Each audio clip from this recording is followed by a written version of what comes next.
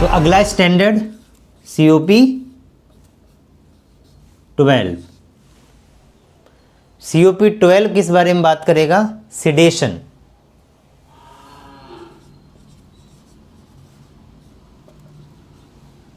Sedation तो समझते हैं, पेशेंट को बेहोश करने के लिए सिडेशन यूज किया जाता है।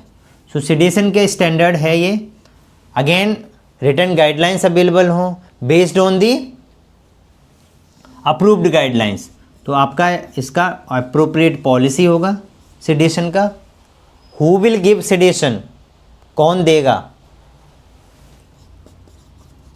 टेक्नीशियन कुछ जगह देखा गया है कि सिडेशन दे देते हैं, ये अलाउड नहीं है।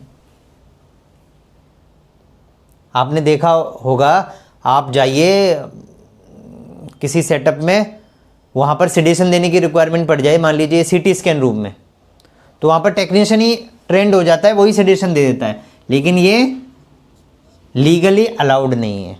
तो इसलिए या तो नर्स किसी डॉक्टर के सुपरविजन में या खुद डॉक्टर सिडेशन देगा। दूसरा NABH ये भी कहता है इस स्टैंडर्ड में, person administering sedation must be different from the person performing procedure. इसका सिंपल मतलब आप समझ लीजिए कि आपके पास एनेस्थेटिस्ट होना चाहिए। Anaesthetist is trained, qualified to do the sedation as well as monitoring of the patient after sedation and during the procedure.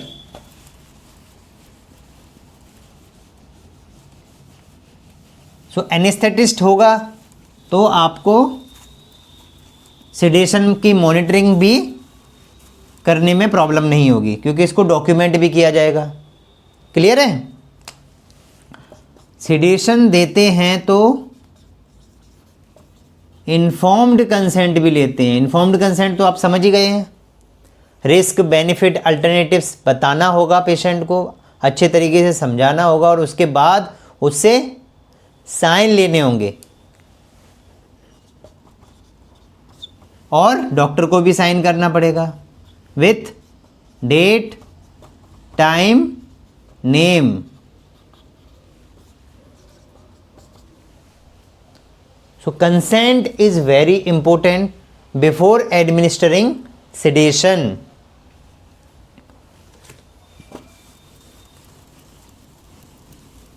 Now during sedation intra procedure monitoring भी जरूरी है। इंट्रा प्रोसीजर मॉनिटरिंग में क्या क्या चीज़ें आप कवर करेंगे? Heart rate patient का, SpO2 लेवल पेशेंट का और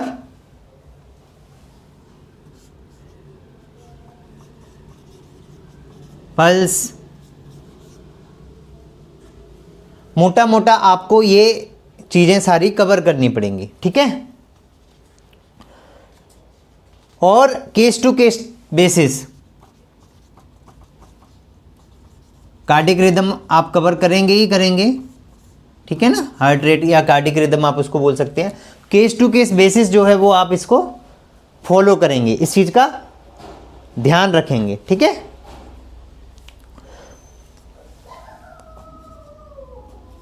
BP भी इसमें आप मॉनिटर करेंगे पेशेंट का, और सेडेशन का लेवल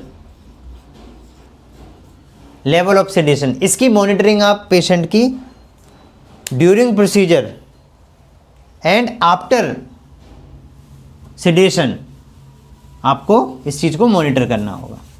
और मॉनिटर करने के साथ साथ आपको इसको डॉक्यूमेंट भी करना होगा।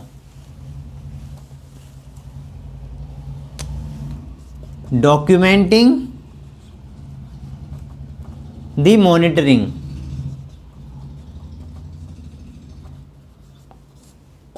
और थ्रू आउट द प्रोसीजर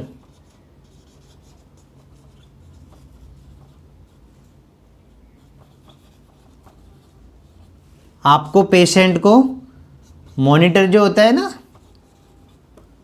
उसके थ्रू रेगुलर मॉनिटरिंग करना होगा। हाउएवर उसको डॉक्यूमेंट करने की ज़रूरत नहीं है, ठीक है। उसको आप डॉक्यूमेंट करें ना करें कोई इंपॉर्टेंस नहीं है। हाउएवर अगर कुछ इनएप्रोप्रिएट सिचुएशन होता है, पेशेंट की हेल्थ में कोई इश्यूज होते हैं, तो उस केस में आपको उसको डॉक्यूमेंट करना पड़ेगा। सो जो डॉक्टर है, इसीलिए बोला था कि एनेस्थेटिस्ट होना जरूरी है, वो ये भी आइडेंटिफाई कर पाए कि एबनॉर्मलिटीज़ है, मॉनिटरिंग कर रहे हैं उसमें कुछ एबनॉर्मलिटीज़ आ रही हैं, इनएप्रोप्रिएटनेस हो रहा है, प्रॉब्लम हो रही है, ठीक है। तो उसको रिकॉग्नाइज कैसे करे, कौन करेगा? जो उसमें ट्रेंड होगा। और वंस रिकॉग्नाइज्ड प्रॉब्लम है तो उसके लिए एप्रोप्रिएट एक्शंस भी लेने पड़ेंगे। अब एक्शंस लेंगे तो हमारे पास एडुकेट इक्विपमेंट की अवेलेबिलिटी होना चाहिए, मेडिसिन्स की अवेलेबिलिटी होना चाहिए। सो जिस भी एरिया में हम सेडेशन दे रहे हैं उस एरिया में आपको ये ध्यान रखना होगा कि क्रैश कार्ट अवेलेबल है, ये इंश्योर करना होगा। डिफिब्रिलेटर भी जरूरी है क्रैश कार्ट के साथ में। ऑक्सीजन या तो सेंट्रल सप्लाई या फिर सिलेंडर अवेलेबल हो, ये सब फैसिलिटी हमें वहाँ पर इंश्योर करनी पड़ेंगी। डीपर लेवल सेडेशन में अगर चला गया पेशेंट तो उसको रिवाइव करने के लिए, उसको फिर से होश में लाने के लिए आपको ये सब इक्विपमेंट की अवेलेबिलिटी भी वहाँ पर होना चाहिए, ठीक है। अब एक इम्पोर्टेंट एस्पेक्ट है यहाँ पर, वो आप समझ लीजिए, ये आगे भी स्टैंडर्ड में है, सीओपी में रिपीट किया गया है, मैं आपको यहीं समझा देता हूँ तो वहाँ पर मुझे दोबारा डिटेल में बताने की ज़रूरत नहीं पड़ेगी, ठीक है। कुछ कुछ पॉइंट्स रिपीट भी हैं इस स्टैंडर्ड में।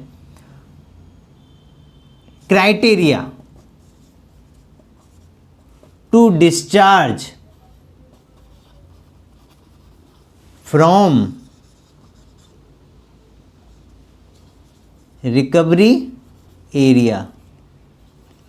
जो भी आपने एरिया डिफाइन किया हुआ है सेडेशन का, या जो भी आपका रिकवरी एरिया है जहाँ पर पेशेंट्स सेडेशन के बाद आपने स्टे करने का उसका प्लेस बनाया हुआ है, वहाँ से डिस्चार्ज करने के लिए प्रॉपर क्राइटेरिया आपको फॉलो करना पड़ेगा। ऐसे नहीं कि पेशेंट आया प्रोसीजर होके और उसके बाद आपने उसको थोड़ी देर रखा, 1 घंटे 2 घंटे, उसके बाद भेज दिया, या आपने कोई प्रोटोकॉल बना रखा है आधा घंटे रखेंगे फिर भेज देंगे, ये ऐसे ही नहीं कोई प्रोटोकॉल बनेगा। अगेन एसटीजीज आपको स्टैंडर्ड ट्रीटमेंट गाइडलाइन तो फॉलो करनी ही पड़ेंगी, नेशनल और इंटरनेशनल लेवल की गाइडलाइन आपको फॉलो करनी ही पड़ेंगी। तो अगर आपको एप्रोप्रिएट क्राइटेरिया चाहिए तो इसके लिए जनरली एल्डरेट स्कोर होता है एक, और भी डिफरेंट टूल्स हैं। इस स्कोर के बेसिस पर ही पेशेंट डिस्चार्ज होगा, ठीक है। एल्डरेट स्कोर में जनरली क्या होता है, डिफाइंड होता है कि मैक्सिमम स्कोर जो है अगर 9 to 10 है तो पेशेंट को यहाँ से एरिया से भेजा जा सकता है, अगर इससे कम है तो वेट करना है। सो अगर कोई पेशेंट आधा घंटे वेट कर रहा है 30 मिनट्स, और कोई पेशेंट को आते ही 15 मिनट के अंदर ही वहाँ से डिस्चार्ज कर दिया गया, उस एरिया से भेज दिया गया, तो उसका कारण क्या हो सकता है? आने के साथ ही उसको चेक किया गया और उसका स्कोर 9 या 10 था, या जो भी मॉडिफाइड एल्डरेट स्कोर है उसके बेसिस पे जो भी रिक्वायरमेंट है। मैं जस्ट एक एग्जांपल के लिए बता रहा हूँ, whatever the score required as per the scale, updated scale, जो भी नई स्केल है, मॉडिफाइड स्केल है, वो क्राइटेरिया मैच करेगा तो पेशेंट को वहाँ से डिस्चार्ज कर दिया जाएगा, चाहे वो 15 मिनट में भी हो जाए, 20 मिनट में भी हो जाए।